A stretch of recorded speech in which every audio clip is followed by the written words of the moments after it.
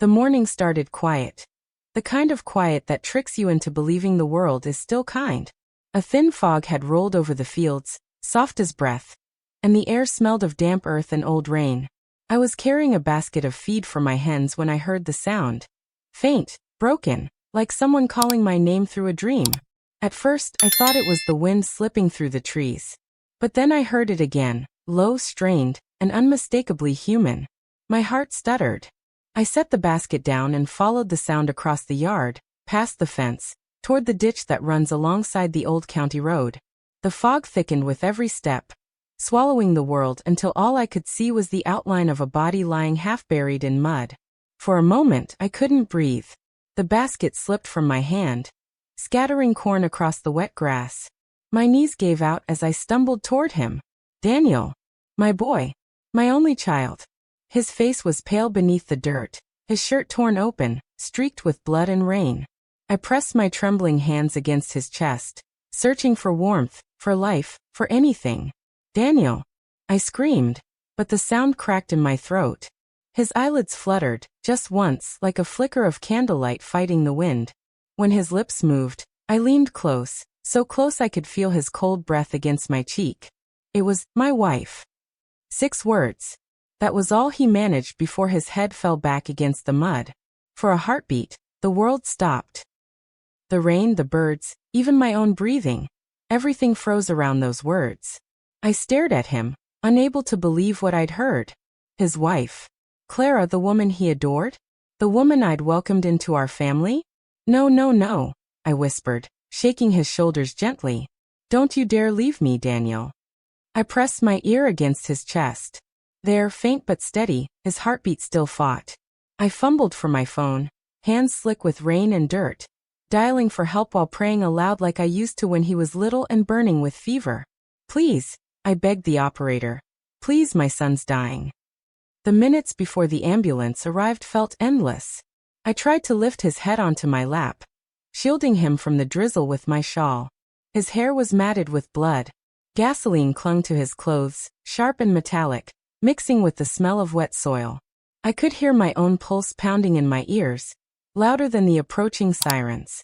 And in that awful stillness, all I could think was how wrong it felt for a mother to hear such words from her child's dying lips. An accusation carved straight from betrayal. No mother should ever have to carry that. No mother.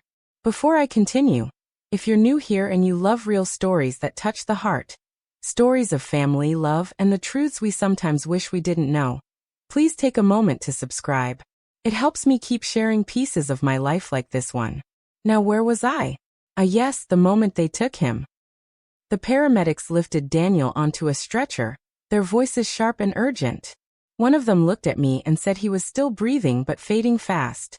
I followed the ambulance all the way to St. Mary's Hospital, my old hands gripping the steering wheel so tight I could feel my pulse in my palms. Every red light felt like a punishment. Every second, an eternity. When they rushed him inside, the doors closed on me before I could whisper goodbye. I stood there in the rain, my clothes soaked through, watching the flashing lights fade into silence. My son was fighting for his life, and all I could hear in my mind, over and over, were the words he left me with. It was my wife. People often say you can feel a storm coming long before the clouds gather. I suppose they're right. Only sometimes, it's not thunder or rain you sense, but something quiet, unseen, slowly shifting beneath the rhythm of your days. Before that morning, life was simple, predictable in the way that comforts a 72-year-old widow like me. My little house sat on the edge of the valley, surrounded by cypress trees and wild roses that my late husband planted decades ago. Each dawn followed a pattern. Feed the hens, knead bread, hum to the ticking of the old clock that never failed to mark time even when I lost track of it. Daniel always said my home smelled like warm biscuits and forgiveness. He'd tease me about my rituals, said I'd turn to stone if I ever missed a morning prayer or a loaf of bread. He was my only son, my joy, the living echo of the man I buried 20 years ago. Daniel was 35, strong, the kind of man who always said thank you to waitresses and carried groceries for old neighbors. After his father passed, he took on responsibilities no young man should have to. He fixed the roof, mended fences, and made sure I never felt alone. When he laughed, it filled every empty space in the house. Then Clara came along. The first time he brought her home, I remember she stepped out of the car like a woman from another world. Polished shoes, cream-colored dress, and a scent that didn't belong to this countryside air. She smiled wide, too wide, her lipstick perfect even in the heat. "Mrs. Allen," she said, reaching for my hand. "I've heard so much about you."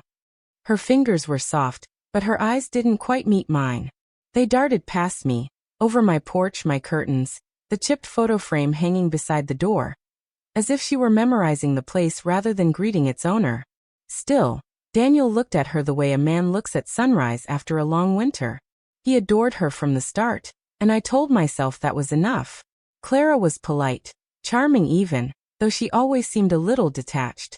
She'd bring flowers from town, expensive ones that wilted too quickly, and talk about her job at the real estate office, her travels, her taste for finer things.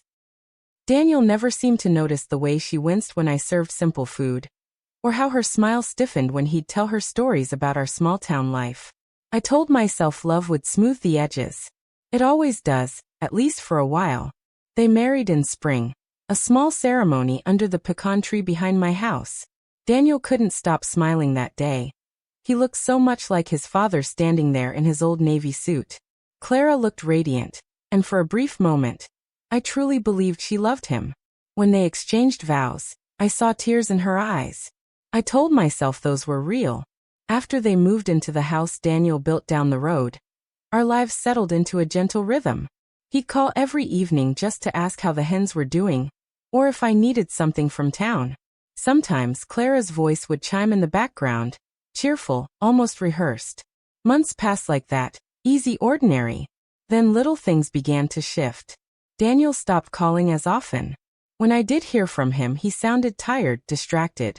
Once, when he came by to help repair the back fence, I noticed a bruise on his wrist. He brushed it off, said he'd caught it on a nail at work. But his eyes told another story. I tried to ask about Clara, but his answers were always short. "She's fine, Mama. Just busy." I started to worry, but I didn't want to pry. A mother's instinct is powerful, but love can make us afraid to see the truth right in front of us. One afternoon, I decided to surprise them with a basket of fresh rolls. Clara answered the door. Her hair was unkempt, her expression startled, not the polished version she showed the world. Behind her, the living room was a mess, papers scattered across the table. I caught sight of Daniel's wallet lying open beside an envelope stamped confidential. Before I could speak, she blocked the doorway with a smile too bright to be sincere. "Oh, Mrs. Allen, you didn't need to come all this way. Daniel's not home. He's out running errands." I offered her the basket. She barely looked at it. "You're such a sweetheart," she said, her tone sugary and empty. I nodded, said goodbye, and walked back to my car, but unease followed me all the way home. That night, as I sat by the fire, I prayed longer than usual. Something inside me, something old and unshakable, whispered that my boy was in trouble. I just didn't know how deep that trouble ran. The next morning, I baked cinnamon rolls, thinking it would calm me. The scent filled the kitchen, warm and familiar, but I couldn't eat a bite. I wrote Daniel a note, asking him to visit soon, just to talk, to see his face. I never got the chance to deliver it. By noon, the sky had turned gray, heavy with the kind of stillness that comes before rain. I was kneading dough when the phone rang. The sound sliced through the quiet, sharp and urgent. "Mrs. Allen?" The voice on the other end trembled. "This is Officer Dillard from the County Sheriff's Department." My hands froze. "There's been an accident," he said. "It's your son." The rolling pin slipped from my grasp and hit the floor. I didn't even hear the rest of what he said. My heart was already on that road, my body trembling before I knew what I was doing. I ran to the car, my apron still dusted with flour, praying I'd arrive in time to hold him. Not knowing that within the hour, I'd find Daniel lying broken in a ditch, whispering those words that would change everything. Hospitals have a smell that never leaves you. That mix of antiseptic, metal, and fear. The moment I walked through those sliding doors, it hit me so hard I could barely stand. They rushed Daniel straight into surgery, leaving me alone in a waiting room that felt colder than any winter I'd ever known. Every clock ticked louder than my heartbeat. Every time a door opened, I lifted my head, hoping for news that never came soon enough. When the doctor finally approached, his eyes said everything before his mouth did. "Your son sustained severe trauma," he said softly. "Broken ribs, internal bleeding, a concussion. But he's fighting, ma'am. He's young and strong. We're doing everything we can." Fighting. That word caught in my chest. My boy had been fighting his whole life. First against poverty, then against loneliness, and now against death. Hours passed before they let me see him. He lay in a white room full of machines, wires running from his body like roots searching for life. His face was almost unrecognizable beneath the bruises. I pulled a chair beside him and took his hand, careful not to disturb the foreline. "Daniel," I whispered. "Mama's here." He didn't open his eyes, but I swear his fingers twitched. That was enough to keep me from falling apart. As I sat there, the memory of his last words haunted me like an echo in an empty hall. It was my wife. I tried to tell myself it didn't mean what it sounded like. That he'd been delirious, confused from the pain. But deep down, something colder than fear crept into my heart. When dawn broke through the blinds, I called Clara.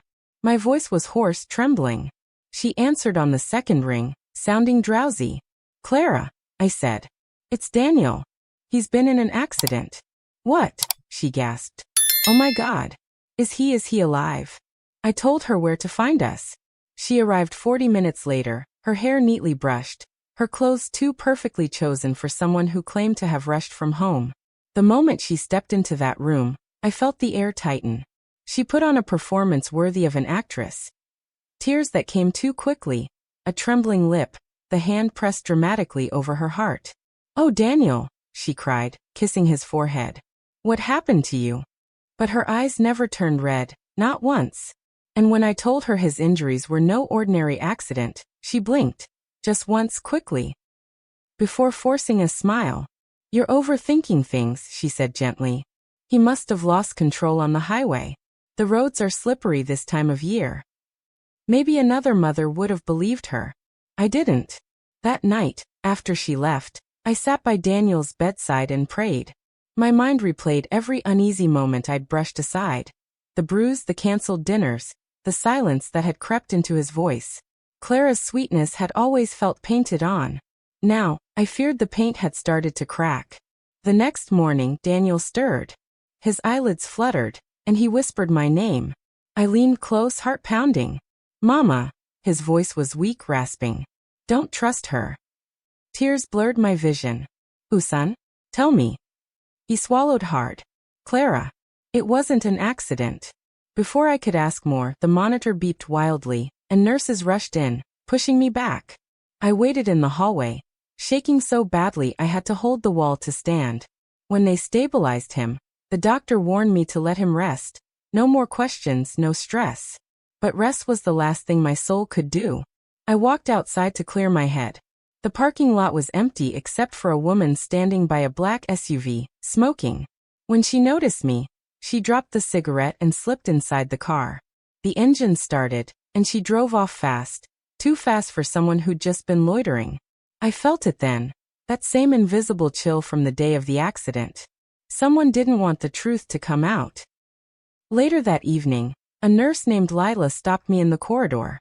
She was young, soft-spoken, with kind eyes that reminded me of my sister. "Ma'am," she said quietly, glancing around. "I probably shouldn't say this, but I overheard your daughter-in-law on the phone earlier. She sounded upset. Said something about deleting everything before the police asked questions." My breath caught. "Are you sure?" Lila nodded, hesitant. She stepped outside after, looked nervous. "I thought you should know." That was the moment I decided I couldn't sit still any longer. I went home and started searching for anything that might explain the darkness I felt closing in. Daniel's spare keys hung by the kitchen door. The ones he always left for emergencies. I drove to his house, my pulse pounding. Inside, the silence felt wrong. The air carried the faint smell of bleach, like someone had scrubbed too much, too recently. On the counter sat Daniel's laptop. When I opened it, a string of emails blinked on the screen. Messages between Clara and a man named MT. The latest one read, "Once it's done, we'll finally have the money to leave this place." Attached was a scanned document. Daniel's life insurance policy, naming Clara as the sole beneficiary. My hands shook so hard I almost dropped the laptop.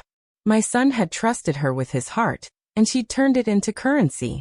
I printed the emails at the local library the next morning. The clerk, an old friend named Harold, looked at me strangely when he saw the papers. "Everything okay, Mrs. Allen?" he asked. I forced a smile. "Not yet," I said. "But it will be." I brought the evidence to the sheriff's office, but the deputy on duty barely glanced at it. "These could be fake," he said. "Besides, she's his wife. Let's wait for Daniel to confirm anything." Wait. My son was lying in a hospital bed, barely breathing, and they wanted me to wait. I walked out before anger made me say something I'd regret. But I wasn't alone in my disbelief. Outside the station, a man stopped me, tall, gray-haired, dressed in a sheriff's jacket but without a badge. "Ma'am," he said. "I'm retired Detective Harlow." I overheard. "If you've got reason to suspect foul play, I'll look into it. Off the record." He took the copies and nodded. "I'll start with her phone records." That night, I barely slept. Every creak of the house made me jump. Around midnight, headlights swept across my window, then vanished. I crept to the curtain and peered out. Nothing but darkness and the distant hum of an engine. I whispered a prayer under my breath. "Lord, don't let her finish what she started." The next morning, Harlow called. His voice was low, urgent. "You were right," he said. "Your daughter-in-law's been in contact with a man named Martin Taylor. Record of assault and fraud. The same night your son was attacked, Taylor's phone pinged near the crash site." I gripped the edge of the table to steady myself. "So it was her?" "There's more," he said. "Your son's car was tampered with, brake fluid drained, fuel line cut. This wasn't an accident, Mrs. Allen. It was a setup." The room tilted. My breath came in sharp bursts. I thought of Daniel's voice, weak and broken in the rain. It was my wife. Now I knew he hadn't just been calling out for help. He'd been warning me. I sat down at my kitchen table, surrounded by the ghosts of all my yesterdays.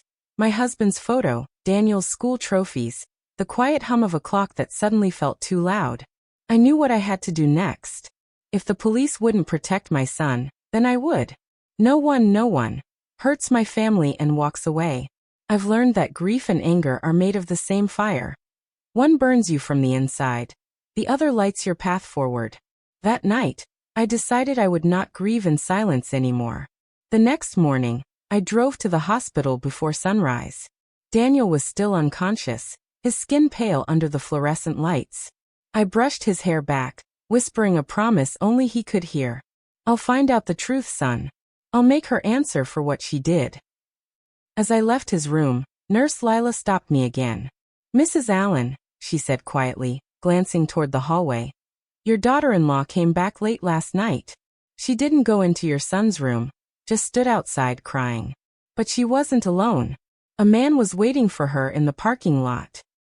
They drove off together." My pulse quickened. "Did you see him?" "Tall, stocky gray jacket," she said. "He looked nervous." "That had to be Martin Taylor."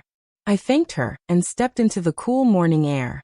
The sky was turning orange at the edges, and for the first time since the accident, I felt something stirring inside me. Not hope, not yet, but determination. I called my brother Edward.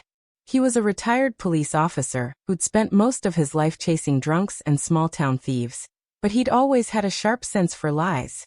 He arrived that afternoon, his old badge hanging from his rearview mirror, his eyes full of questions. "Tell me everything," he said as we sat at my kitchen table. I laid out the printed emails, the insurance policy, the hospital report, and Harlow's findings. Edward listened in silence, his jaw tightening with every word. When I finished, he leaned back in his chair and let out a long breath. "She planned it," he said flatly. "And that man helped her. But we'll need solid proof before the law touches her. You ready to get your hands dirty, little sister?" "I was born ready," I said. "I've been cleaning up other people's messes my whole life." That night, we drove to Daniel's house again. Edward parked down the street and cut the headlights. The air was heavy with the scent of pine and wet soil. Through the living room window, I saw a faint glow, Clara, pacing back and forth with a phone pressed to her ear. Edward lifted a camera and started recording. If she says anything incriminating, we'll have it on tape, he whispered. We waited, hidden behind the hedge. I could only hear bits of her conversation through the cracked window. It's not that simple, Martin, she hissed. The cops are sniffing around. No, he hasn't woken up yet, but his mother won't stop asking questions. Don't call me again until it's done. Until it's done. Those words hit me like a slap. She wasn't just trying to hide the truth. She was planning to finish the job. Edward turned off the camera and nodded grimly. That's enough to start something. We'll get Harlow to verify this. The next morning, we met Detective Harlow at a diner outside town. He studied the footage with a tight frown. You two shouldn't be doing this, he muttered, but his eyes said otherwise. If this woman's as dangerous as she sounds, she won't hesitate to silence anyone in her way. I stirred my coffee slowly. Then she's about to find out I don't scare easily. Harlow promised to dig deeper, to check Clara's financials and cross-reference her calls. By evening, he called back. She wired $10,000 to a man named Martin Taylor last week, he said. And there's a second transfer scheduled for tomorrow. That's your window, Mrs. Allen. If we can catch them meeting, we can prove conspiracy. Tomorrow. I barely slept that night. I sat in the dark, the clock ticking beside me, the rain whispering against the windows. My husband used to say there comes a moment in every life when you must decide whether to pray or to act. That night I chose both. Edward and I followed Clara the next morning. She left her house at 10, wearing sunglasses and a beige trench coat like she thought she was in some movie. We kept our distance as she drove toward the outskirts, a half-abandoned warehouse district by the river. She parked beside a silver sedan. Martin was already waiting. I gripped Edward's arm. That's him. We watched as they argued, Clara waving her hands, Martin jabbing a finger in her face. Then she handed him a brown envelope. Edward lifted his camera again, zooming in. Got it, he said under his breath. This is the proof we needed. But before we could move, Clara glanced toward the road. Her eyes met mine through the windshield. For one heartbeat, we just stared at each other. Two women bound by love for the same man. The one of us loved to protect and the other to destroy. Then her expression shifted. Fear. Recognition. And something else, fury. Drive, I shouted, but it was too late. Martin had already started toward us. Edward floored the gas, the tires screeching on gravel. We sped down the road, my heart pounding so hard I thought it might tear through my chest. Behind us, the silver sedan followed for several blocks before turning off. When we finally stopped, Edward pulled to the side and killed the engine. They know you're onto them now, he said. You can't stay home alone. I won't, I replied. But I'm not running either. We went straight to Harlow with the footage. He promised to take it to the district attorney, but he warned us that Clara might still try to escape before charges were filed. By evening, the storm clouds rolled in, dark, low, heavy. I sat in my kitchen, listening to the rain hammering the roof, when headlights flashed outside again. My breath caught. But it wasn't her. It was Harlow. He rushed to the door, soaked and serious. She's leaving town, he said. Airport records show a ticket to Chicago under her maiden name. I need to stall her long enough for a warrant. I'll stall her, I said before I could think twice. Mrs. Allen. I mean it. She won't see me coming. Edward shook his head. You're crazy, sis. Maybe, I said, grabbing my coat. But crazy's all I've got left. We drove straight to Clara's house. Her car was still there, trunk open, suitcases stacked inside. She was on the porch, locking the door, when I stepped out into the rain. She froze. Mrs. Allen, she said slowly. You startled me. I bet, I replied. Going somewhere? Her eyes flickered. I need to clear my head. Everything's been too much. Spare me the act, Clara. I know about Martin. The money. The car. She straightened, her face hardening. You don't know anything. Then why are you running? The rain fell harder, streaking her mascara, washing the pretense off her face. For the first time, she looked like what she truly was, cornered. You think anyone will believe you? She hissed. You're just a lonely old woman clinging to fairy tales. Daniel and I had problems, but that doesn't make me a killer. Her voice trembled, not from fear but rage. I stepped closer. Then what does Clara? Draining his brakes?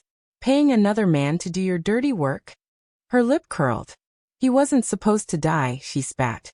He was just supposed to learn not to leave me. The words left her mouth before she realized what she'd confessed. I saw it in her eyes, that flicker of horror. Behind me, Edward stepped out of the car, his phone recording. That'll do, he said grimly. Clara's eyes widened. She lunged toward me, but Edward caught her arm just as Harlow's headlights flashed down the road. Police sirens followed seconds later. Clara screamed, tried to twist free, but it was over. The officers cuffed her right there on the porch, reading her rights over the rain. Martin was arrested an hour later at the motel near the highway, the envelope still in his car. When it was done, I stood beneath the porch roof, drenched but unbroken. Edward put a hand on my shoulder. You did it, he said. No, I whispered. Daniel did. He told me the truth before he could even breathe. I just listened.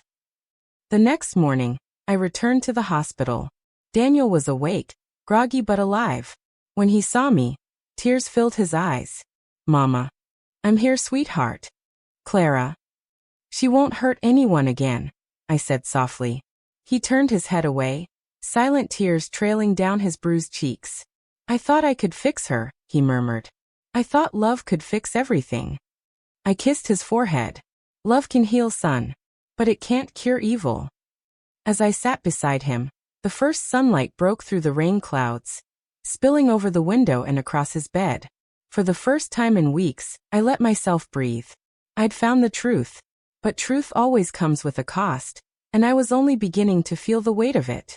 Some people think justice feels like thunder, loud and sudden. But when it finally came for Clara, it was quiet, cold, precise. The day after her arrest, I was called down to the sheriff's office to give my statement. The air inside felt heavy with stale coffee and paper dust. The moment I walked in, I saw her, sitting across the table, wrists cuffed, hair damp, eyes hollow. Gone was the glamour, the charm. What sat there was something stripped bare. She didn't look at me when I entered. Not at first. But when the door clicked shut, she lifted her gaze, and for a split second, I saw not a monster, but a woman who'd built her whole life on lies and finally ran out of them. The detective nodded toward me. Mrs. Allen, we need you to recount what happened that night. Everything your son said, everything you found. My voice didn't shake once. I told them about Daniel's words in the ditch. About the emails. The recordings. The confrontation in the rain. Clara didn't interrupt. She just sat there, jaw tight, tapping her nails against the table. When I finished, the detective turned to her. You want to add anything? She smirked. Only that old women have wild imaginations. Her voice dripped with contempt, but there was no power left in it. The detective opened the file in front of him and slid out a photo.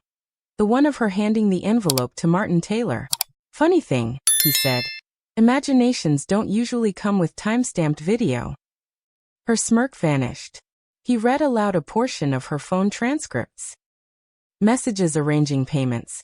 Calls to Martin the night of the attack. Her GPS data near the crash site. Each detail stripped away another layer of her denial, until there was nothing left to hide behind. Finally, Clara leaned back and laughed, a short, brittle sound that made the hairs on my arms rise. Do you think any of this will bring him back to you?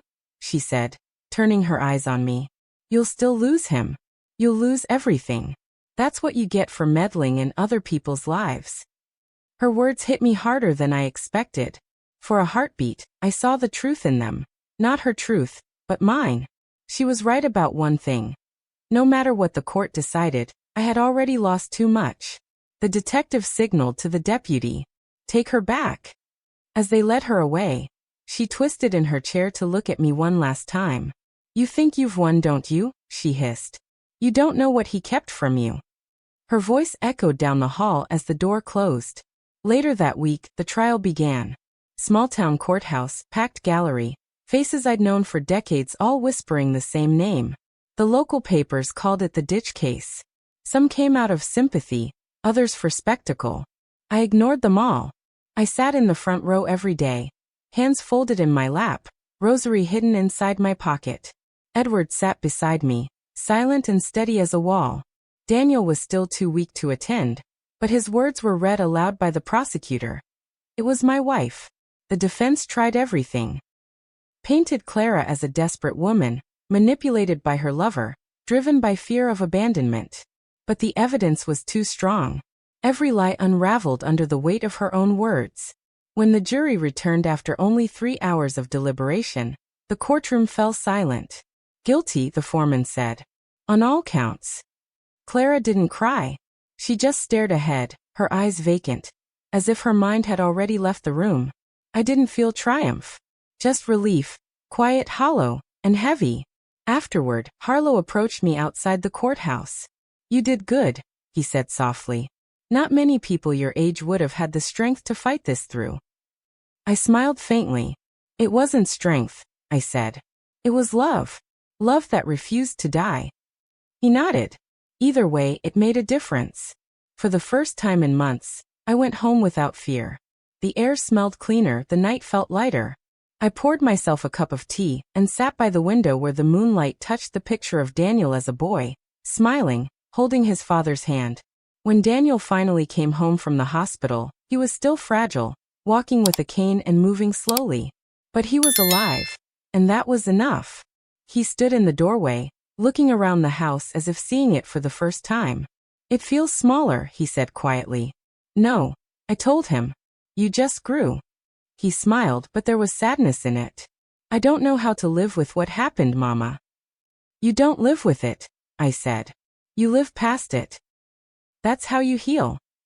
For days he barely spoke. Sometimes, I'd find him staring out the window, lost in memories I couldn't reach. I gave him space, but one night he came to sit beside me by the fire. I loved her, he said. Even after everything. I keep asking myself if there was something I could have done differently. I took his hand. That's what good hearts do. They blame themselves for other people's choices. But her darkness isn't yours to carry, Daniel. He nodded slowly, tears glistening in his eyes. You saved my life, Mama. No, I whispered. You saved mine the moment you told me the truth. After that, the house grew quiet again, but not empty. The quiet felt peaceful this time, like the world was finally exhaling. Weeks later, I received a letter from the prosecutor's office. Clara had confessed to everything in exchange for leniency for Martin. It detailed how she and Martin planned the accident, how they drained the brakes, how she pushed Daniel when he refused to go through with their plan. I read it once, then burned it in the fireplace. Some truths don't need to be revisited, they just need to end. As the flames rose, I whispered a prayer, not for her, but for the woman I used to be, the one who believed kindness could change everyone. That woman deserved peace too. The day Clara was sentenced, Daniel and I drove past the courthouse. He didn't want to go inside. Instead, he rolled down the window and let the wind hit his face. Feels like she's finally gone, he said. She is, I replied. And so is the worst of it. He reached over, squeezed my hand. Thank you, Mama. I looked at him. Older, scarred, but alive. You don't thank a mother for loving her child, I said. It's the one thing in this world that's never a choice. That night, after Daniel went to bed, I sat outside beneath the stars. The cicadas sang, and the trees swayed softly in the breeze. Somewhere in the distance, I thought I heard the echo of my husband's voice, warm and proud, the way he used to sound when Daniel took his first steps. We'd come full circle, the two of us. From birth to near death, from betrayal to survival. And though justice had been served, I knew this story would never leave me entirely. Some wounds don't close, they simply stop bleeding. But for the first time in a long time, I felt the quiet again, the good kind, the kind that means peace. It's been 6 months since that night, since the ditch, the rain, the sirens, the words that broke my heart and saved my son's life all at once. The seasons have changed. The fields outside my window are green again, the hens are loud as ever, and Daniel's learning to smile without wincing. He spends mornings fixing old engines in the shed, afternoons sitting by the porch, letting the sun rest on his shoulders. Some nights, I hear him talking softly to himself, maybe to the memories he's trying to forgive. Life has a strange way of mending itself, though never perfectly. The cracks remain, but sometimes, the light finds its way through them. I've stopped asking why. I used to think closure meant answers, that if I could understand Clara's reasons, the pain would lessen. But I've learned that understanding evil doesn't soften it. It only reminds you how fragile good things are. Every scar on Daniel's body, every sleepless night, taught me something the years had already been whispering. Love is not blindness. It's seeing someone clearly, flaws, shadows, and all, and choosing to care anyway. But love should never cost you your peace. People in town still stop me at the market to ask about the story. They whisper, they pity, they speculate. I just smile and say, my son's alive. That's all the story I need. Sometimes I walk down the old road where I found him. That narrow path where mud and memory still cling to the edges. The ditch has dried now, the grass grown tall, the earth healed. But every time I stand there, I can still hear the echo of his voice. It was my wife. Only now those words don't sound like tragedy. They sound like truth, and truth, I've learned, is its own kind of mercy. In the quiet of my evenings, I bake again. I hum the old hymns, water the flowers, and write in the same diary where this story began. I write not to remember the pain, but to honor the strength it gave me. When I look at Daniel now, I don't see the boy I almost lost. I see the man who fought his way back, bruised, wiser, and still kind. And when I look in the mirror, I see a woman who thought her heart was too old for new battles, and found out she still had fight left in her.